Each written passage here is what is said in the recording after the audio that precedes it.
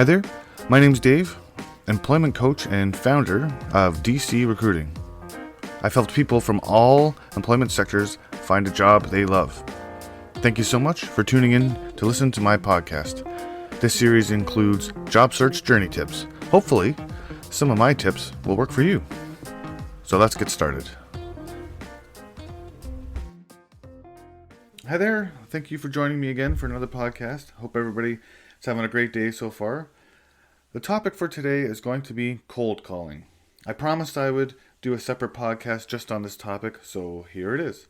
So let's get into it. So what is a cold call exactly? Well, it's just an attempt to contact an employer when you don't know if they're hiring, and certainly you don't have an appointment. So you're just totally calling up a stranger out of the blue to find out if you can work for them.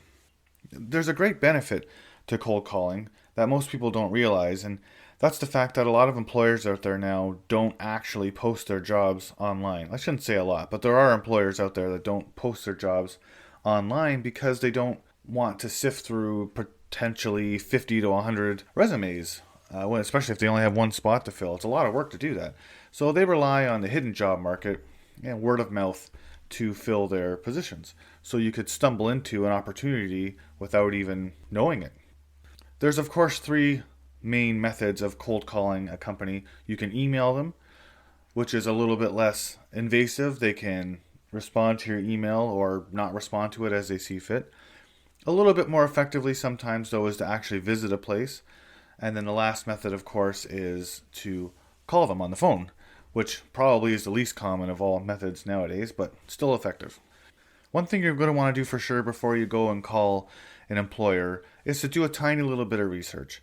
Do some research on the internet. That's usually good enough. Just find out about how your skills will fit into the different jobs they have. And then one other piece of research you may want to do is to try to figure out a direct contact. It's a lot better to address your email or phone call, whatever, to a specific person than it is just to have a general inquiry. So if you're going to pick the method of calling someone on the phone, you want to make sure that you're not calling at an awkward time. For example, if you're calling a restaurant, don't call during the breakfast or lunch or dinner rush because you're not likely to get somebody that's going to be able to have a couple of minutes to talk to you. So make sure that you know the industry that you're calling a little bit and pick a good time. I guess another example is maybe don't call an accounting firm at month end because no one's going to have time to talk to you. And on your phone call as well, just be brief. You use some of the research that you've done to make a concise elevator pitch so you can deliver that quickly and have the person that you have on the phone make their mind up relatively quickly without having to listen to a 10-minute speech about how great you are, which you probably are great, but they don't know that you're going to call, don't forget. So they probably don't have 10 or 12 minutes to listen to how great you are. So if you're going to go somewhere in person, I only have a couple of tips for this one really, but it's just make sure that you're dressed appropriately. And I know that could mean 1,000 different things to 1,000 different people. But what I mean by that, the most concise way to say it is dress as if you're going to be working there that day. That's the best way I can put it. Another thing to consider when going somewhere in person, try to be alone. Try to be by yourself. And I know it sounds weird to say that, but I'm saying it, I know because of the pandemic, a lot of people don't really have the option to go places on their own sometimes. But the best way to do it is to go by yourself because you never know if you're going to be asked to do an on-the-spot interview, which of course would be a goal of yours. You want to go in and make a good impression and see if anyone has time to talk to you. And it's a lot harder to do that if you've had to take somebody with you. One more thing to consider if you're going to go somewhere in person is that they may have a manual style application form.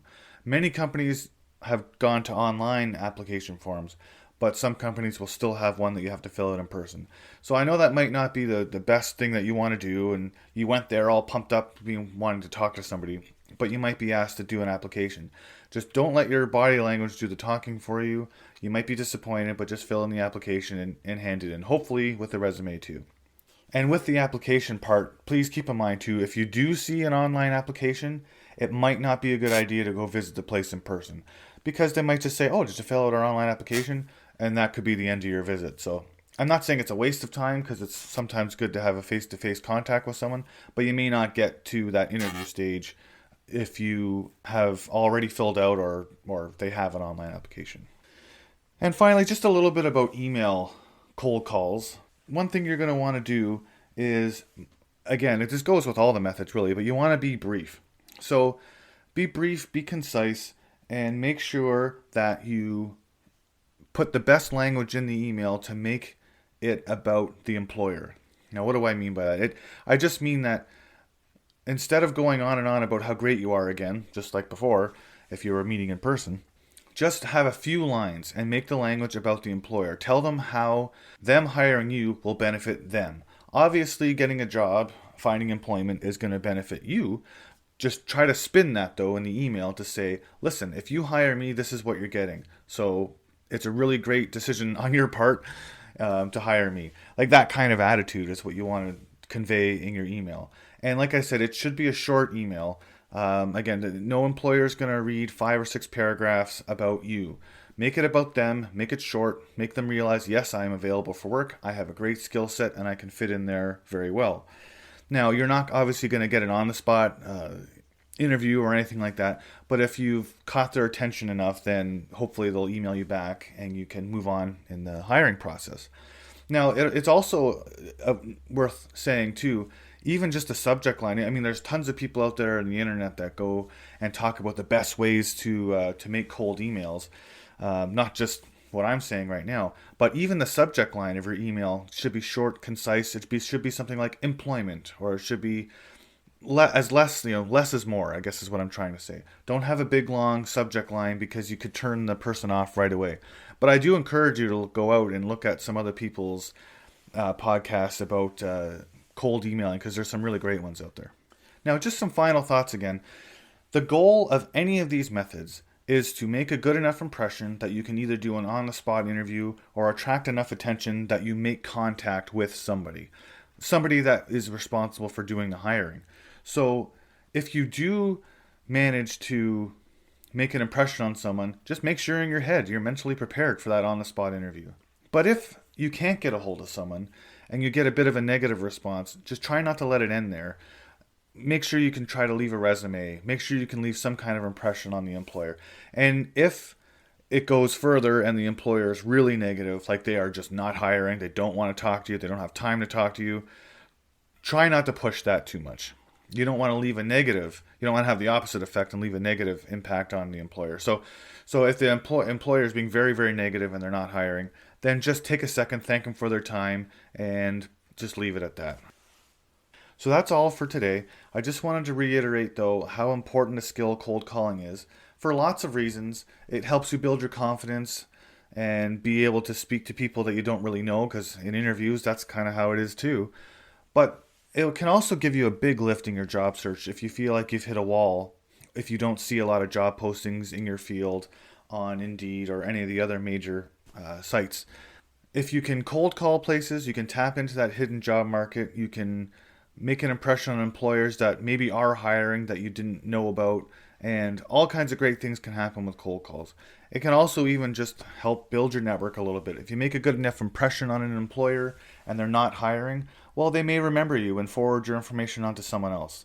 So all great things can happen if you practice cold calling. I hope you have a great day. I hope your job search goes well and you do find that dream job. And if you do have any questions for me, I'd be more than happy to answer them. Don't forget, just visit the website or email, call, whatever, and I'll try to get back to you with any questions, to answer any questions you have. But anyways, hope you have a great day, and until next time.